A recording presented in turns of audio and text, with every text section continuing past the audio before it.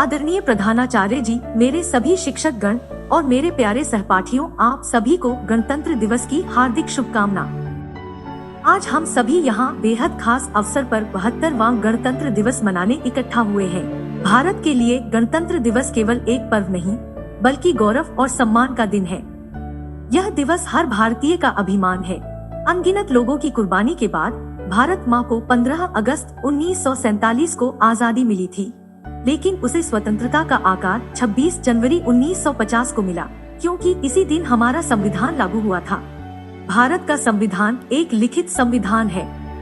हमारे संविधान को बनने में 2 साल 11 महीने और 18 दिन का समय लगा था। 395 अनुच्छेदों और 8 अनुसूचियों के साथ भारतीय संविधान दुनिया में सबसे बड़ा लिखित संविधान है।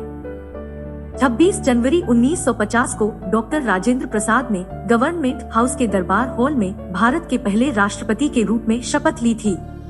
भारत के पहले गणतंत्र दिवस के मुख्य अतिथि इंडोनेशिया के राष्ट्रपति सुकर्नो थे।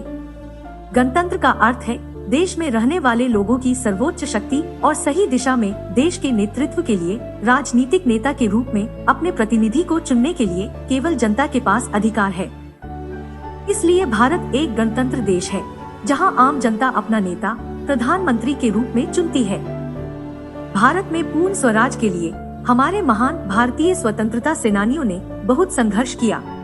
उन्होंने अपने प्राणों की आहुति दी, जिससे कि हमारी आने वाली पीढ़ी को कोई संघर्ष न करना पड़े और हम देश को आगे लेकर जा सके। हमारे देश के महान नेता और स्वतंत्रता सेनानी महात्मा गांधी, भगत सिंह, चंद्रशेखर आजाद, लाला लाजपत राय, सरदार वल्लभ भाई पटेल, लाल बहादुर शास्त्री आदि हैं। भारत को एक आजाद देश बनाने के लिए इन लोगों ने अंग्रेजों के खिलाफ लगातार लड़ाई लड़ी। अपने देश के लिए हम इनके समर्पण को कभी नहीं भूल सकते हैं। हमें ऐसे महान अवसरों पर इन्हें याद करते हुए सलामी देनी चाहिए।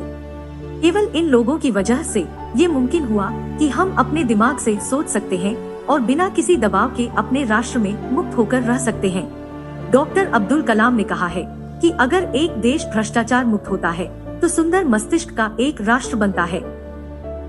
उनका मानना था कि 3 प्रधान सदस्य हैं जो अंतर पैदा कर सकते हैं। वे हैं माता, पिता और एक गुरु। भारत के एक नागरिक के रूप में हमें इसके बारे में गंभीरता से सोचना चाहिए और अपने देश को आगे बढ़ाने के लिए सभी मुमकिन प्रयास करना चाहिए। हमें जिम्मेदारी लेनी चाहिए तथा सामाजिक मुद्दों जैसे गरीबी, बेरोजगारी, अशिक्षा, ग्लोबल वार्मिंग, असमानता आदि से अवगत रहना चाहिए और अपने स्तर पर योगदान देना चाहिए। गणतंत्र दिवस के मौके पर राजपथ पर तिरंगा फहराया जाता है, फिर राष्ट्रगान गाया जाता है और 21 तोपों की सलामी होती है।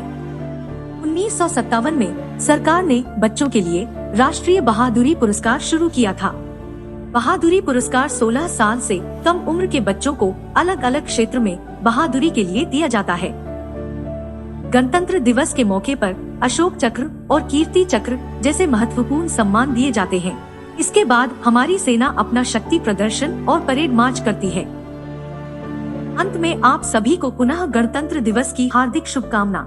जय हिंद।